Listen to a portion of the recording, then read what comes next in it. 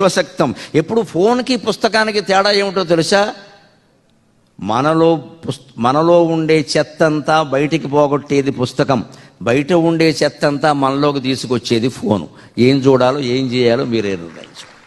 ఒక పుస్తకం చదివితే మనలో ఉండే చెడు ఆలోచనలన్నీ బయటికి పోతాయి. ఫోన్ చూసామంటే బయట ఉండే చెడు ఆలోచనలన్నీ మనకు వస్తున్నాయి. అక్కడ వాడెవడో పెంటమాట ఒకటి పెడతాడు, దానికి ఆధారం ఉండదు. అక్కడ అన్నీ పనికిమాలిన వార్తలే, నకిలీ వార్తలే. అది నిజమేనా నమ్మేస్తాం మనం.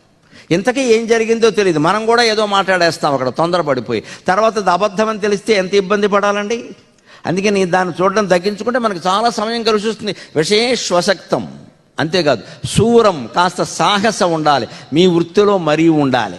కాస్త ముందుకు దూసుకెళ్లే లక్షణం. ఏదో పరాక్రమం అనగానే కత్తి వేసుకుని యుద్ధానికి వెళ్ళడం అనుకోకండి. పరాక్రమం అంటే ఆక్రమం, ఇతరుల కంటే ముందు నడవడం. చొరవ, ఇనీషియేషన్ అంటారు, మీరు దాంట్లో ఇనీషియేటివ్ అంటారు. కాస్త చొరవ తీసుకుని మాట్లాడమంటే